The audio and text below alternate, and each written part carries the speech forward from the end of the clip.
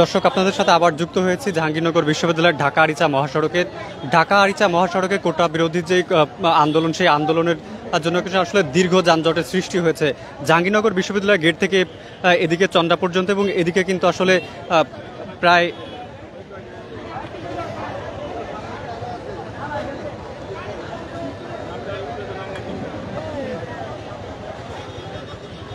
দর্শক, আপনারা দেখতে পাচ্ছেন ঢাকা আরিচা মহাসড়কের দীর্ঘ যানজট। আমরা গাড়ির যাত্রীদের এবং পাশাপাশি গাড়ি চালকদের সাথে কথা বলে জানার চেষ্টা করব তারা আসলে এখানে কতক্ষণ যাবত অবস্থান করছেন।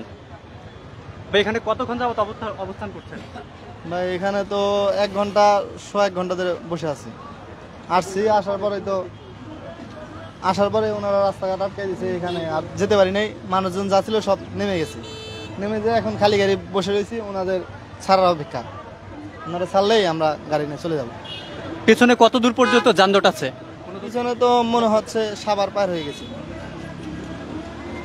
দর্শক, একজন গাড়ির চালক যেমনটা জানাচ্ছিলেন যে পেছনে পর্যন্ত, এদিকে সাভার পর্যন্ত, এবং পশ্চিমের দিকে যে ঢাকা আরিচা মহাসড়ক, আরিচার দিকের যে সড়ক, সেদিকে কিন্তু আসলে চন্দ্রা পর্যন্ত ছাড়িয়ে যাওয়ার সম্ভাবনা রয়েছে, এমনটাই কিন্তু আসলে চালকগণ জানাচ্ছেন। এবং জাহাঙ্গীরনগর বিশ্ববিদ্যালয়ের যে শিক্ষার্থীরা রয়েছে তারা কিন্তু আসলে বিকাল 3টা থেকে শুরু করে 5টা পর্যন্ত তাদের যে সড়ক অবরোধ কর্মসূচির কথা বলেছিল, তারা কিন্তু আসলে 5টা পর্যন্ত অবস্থান করবেন। আমরা আরেকজন গাড়ি চালকের সাথে কথা বলে জানার চেষ্টা করব। অনেক কষ্ট, 3 ঘন্টা ধরে আমরা এখানে বসে রয়েছি। অনেক বোকান, আমাদের যাত্রীদের ফ্লাইট ক্যান্সেল হয়ে গেছে, এয়ারপোর্ট যাবে, হাইটা চলে গেছে। ভাই, আমরা অনেক কষ্টে আছি। এখন সরকারে কি পদক্ষেপ নেব আমরা নিজেরা বলতে পারি না। রাস্তাঘাটে অনেক কষ্ট, ঢাকা শহরে কষ্ট, এখানে কষ্ট।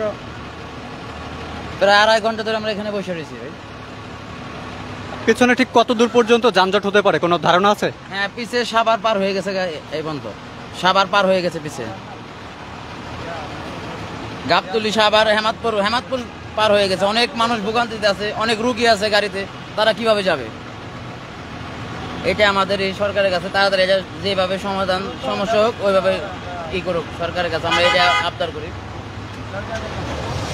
দর্শক, যেমনটা আপনাদের জানার চেষ্টা করছিলাম যে আসলে দীর্ঘ যানজটের সৃষ্টির পেছনে কারো কিন্তু আসলে যে আন্দোলন, সেই আন্দোলনের কারো কিন্তু আসলে দীর্ঘ যানজটের সৃষ্টি হয়েছে। এবং গাড়ির চালকরা যেমনটা জানানোর চেষ্টা করছিলেন যে এদিকে সাভার পর্যন্ত এবং পশ্চিম দিকে যে ঢাকা আরিচা মহাসড়কের আরিচার দিকের যে রাস্তাটা, সেটি কিন্তু আসলে ওদিকে চন্দ্রা পর্যন্ত চলে যাওয়ার সম্ভাবনা রয়েছে, এমনটাই কিন্তু আসলে জানাচ্ছেন। এবং এই মুহূর্তে কিন্তু আসলে গাড়ি ছেড়ে দেওয়া হয়েছে, যেমনটা আপনারা দেখতে পাচ্ছেন। আপনাদের সাথে ছিলাম জাহাঙ্গীরনগর বিশ্ববিদ্যালয়ের ঢাকা আরিচা মহাসড়ক থেকে। আপনারা ইত্তেফাকের অফিসিয়াল ফেসবুক পেজ থেকে দেখতে পাচ্ছিলেন আমাকে। এতক্ষণ সাথে থাকার জন্য ধন্যবাদ।